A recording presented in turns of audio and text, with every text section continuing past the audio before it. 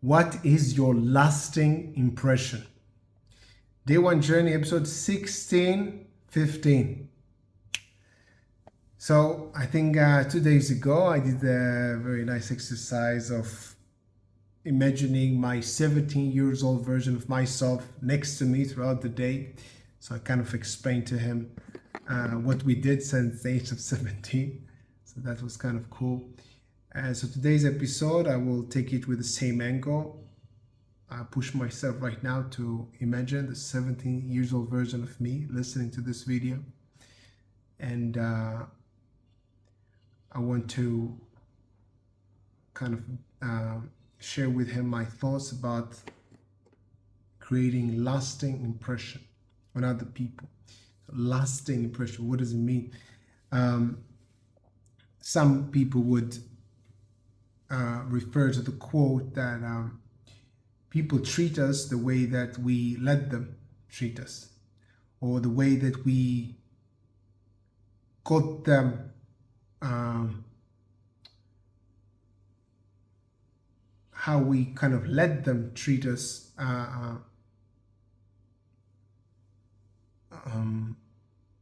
throughout time, yeah, like kind of a habit. They sort of got used to, okay, what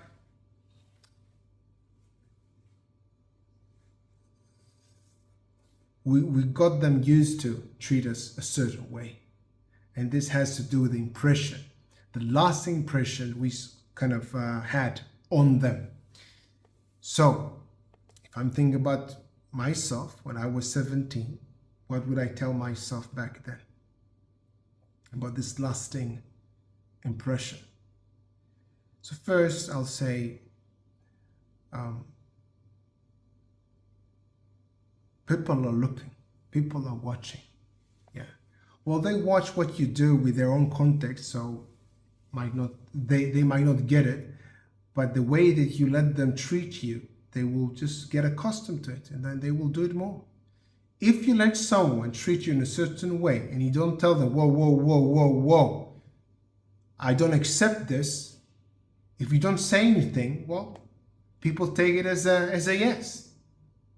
This is one thing that I would want myself, my younger version, to realize, yeah.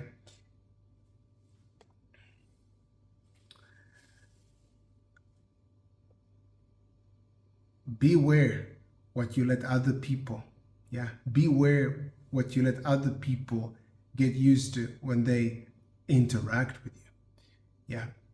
They watch, they see what you let them do, and you know what, like children, everybody, like they check their boundaries, you know, they check the limit all the time. Well, actually, in my life, as far as I remember, I was more of the person checking the limits, so I would know more. Yeah, I have a tendency, even not being 100% aware of it, to squeeze kind of more from people, you know, when I ask them something and they're like, and ask something else, and I'm very open with, well, I want some help, can you help me? And then I would ask, so I kind of milk other people's energy, whether I was aware of it or not. I guess I was on the other side. But for example, saying no, I don't think it was that difficult for me. Just saying no, you know, someone wants me to go with them to a certain place, like, okay, I say no.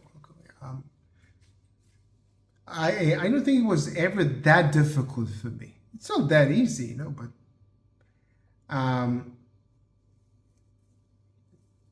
another angle about lasting impression is, you know, setting a precedent, doing something once and then repeating it, or letting something happen one time and then letting it repeat it without you like raising a flag and saying, well, this is not in my school. This is what I would say in Hebrew. Not in my school. Maybe you can do it someplace else. Not in my not on my watch, I think this is how we say it in English. Yeah. So I think setting boundaries, this is important. Personal boundaries, you know.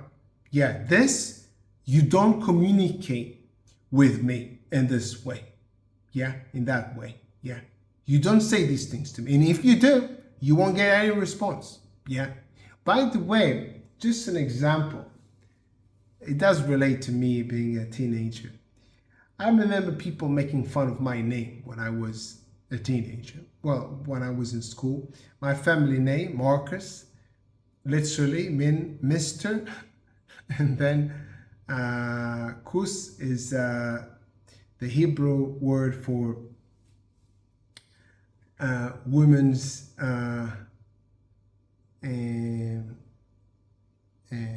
how do I say it without being at the genitalia, exactly, the women's genitalia, Mr.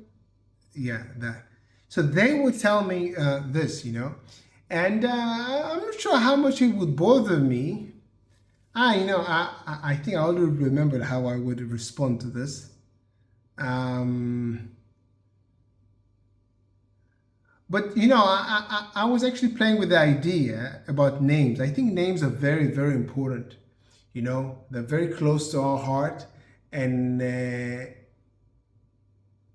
so I actually thought about it. So I actually liked it when people called me with my last name. So I think it was kind of nice.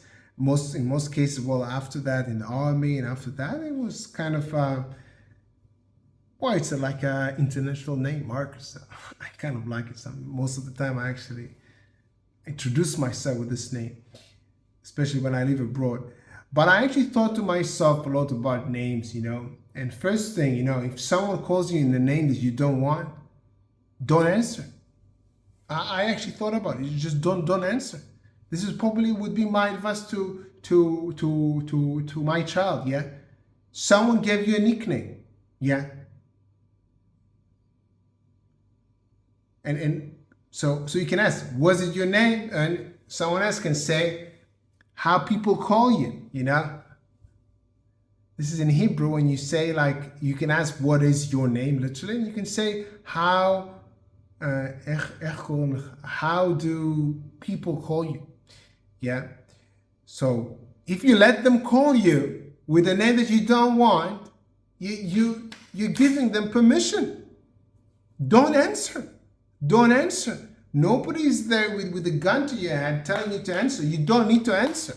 Yeah, it might be very hard.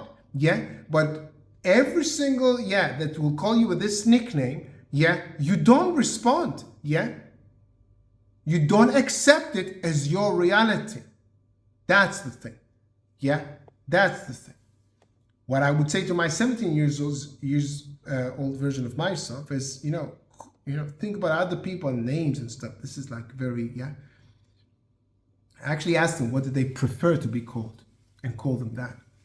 Yeah, I think it's valuable. But yes, set boundaries, set limitations. Yes, for other people, so they know they wouldn't step on you. They wouldn't ask things from you because they already know the answer is no.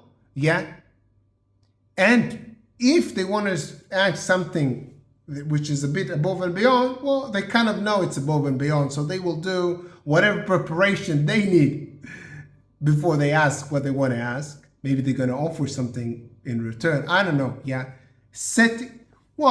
I think that the gist below it, under it, is your confidence. Yeah. So this is on the surface is how you let other people treat you. But when you have confidence, you know your boundaries. Yeah. If it's something that you don't want to do, and this person, you don't really care about them in the sense of, well, you're not their best friend. You just won't do it. And you kind of automatically set your boundary. Yes, so confidence is something that's very important to work on. We can talk about this for dozens of videos, confidence. But yeah, setting a precedent, letting other people treat you in a certain way for a long period of time, you actually give them permission to keep doing this. And whenever you want to try to change it, of course it's possible, it's going to be harder and harder if you let them treat you the same way over and over again. It's like a habit. It is a habit. But it's a habit that has to do with other people and how they treat you. That's why it's quite specific. So think about and be aware of the image that you portray to other people, the boundaries that you show them, And there will be people all the time checking your boundaries. Yeah. What they can do to you until this kind of get you mad. Yeah. People do that. Guess what? I do that. Children do that. Everybody does that. It doesn't make them bad. It's about you having priorities, having boundaries. It's about you having this. It's not my business, it's not changing the world. My business is knowing what's important to me so I can draw the line. This is important, this is not important. I distinguish. That's it. I have clarity and then I know where to put my energy, where not to put my energy. Have an amazing day, day one. See you tomorrow.